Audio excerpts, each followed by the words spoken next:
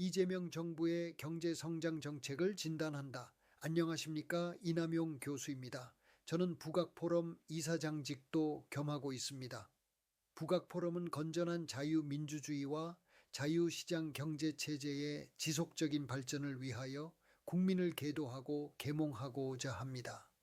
현 정부의 경제성장 정책은 확장재정이라는 이름 아래 사실상 단기적 인기 영합형 포퓰리즘으로 변질되고 있습니다.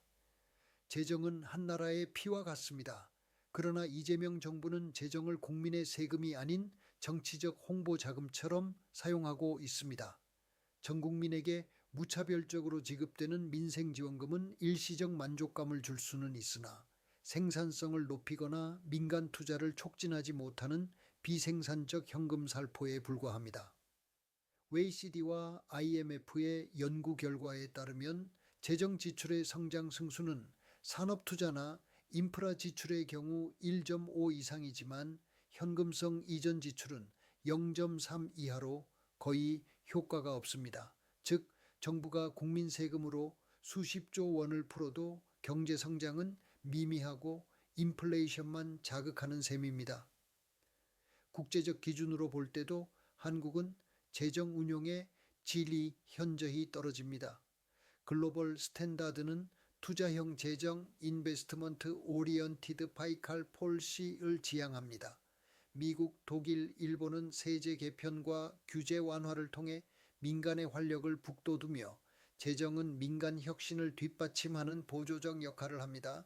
그러나 이재명 정부는 정반대의 길을 걷고 있습니다. 규제 개혁은 멈추었고 기업의 세부담은 오히려 늘었습니다. 법인세 최고 세율을 다시 올리고 탄소세, 노동규제, 노조 보호 강화 등을 밀어붙이면서 기업 환경은 급속히 경직되고 있습니다.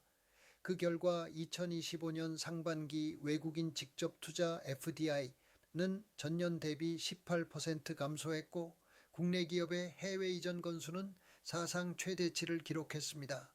기업하기 좋은 나라에서 기업이 떠나는 나라로 변하고 있는 것입니다. 경제 성장의 본질은 민간의 생산성 향상과 기업의 투자 확대입니다.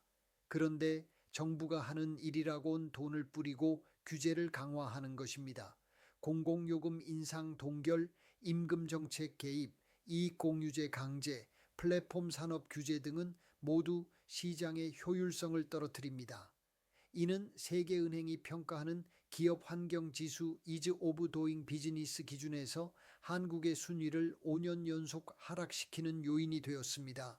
경제협력개발기구 OECD 회원국 평균 규제 지수보다 한국은 1.8배 높습니다.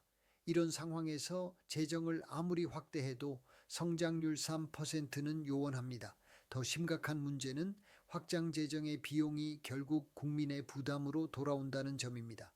국가 채무는 2021년 44%에서 2025년 58%로 폭등했고 이는 1인당 약 2천만 원의 부채 증가를 의미합니다. 정부는 재정이 버틴다고 말하지만 국제신용평가사는 이미 경고를 보냈습니다. 무분별한 재정 팽창은 신용등급 하락, 국채금리 상승, 민간 금융 비용 증가로 이어집니다. 이것이 바로 포퓰리즘 재정의 악순환 구조입니다. 반면 월드 베스트 프랙티스 국가들은 위기 시에도 지출의 방향을 바꾸는 방식으로 성장률을 방어합니다. 예를 들어 독일은 디지털 인프라와 R&D 투자 중심의 산업형 확장 재정을 추진했고 일본은 고용 유지보다 생산성 향상 중심으로 정책을 재편했습니다. 반면 한국은 여전히 선심성 복지와 현금 살포에 머물러 있습니다. 이는 구조적 성장 잠재력을 갉아먹는 마취성 성장입니다. 결국 이재명 정부의 경제정책은 기업과 국민 모두에게 위험한 착시성 경기부양책으로 평가됩니다. 진정한 성장 정책은 세금을 푸는 것이 아니라 세금을 낼 수 있는 기업을 키우는 것입니다. 민간 투자를 억제하고 규제를 강화하며 노동시장 유연화를 거부한 채 재정 지출 국가 피스칼 포퓰리즘 스테이트로 변하고 있습니다.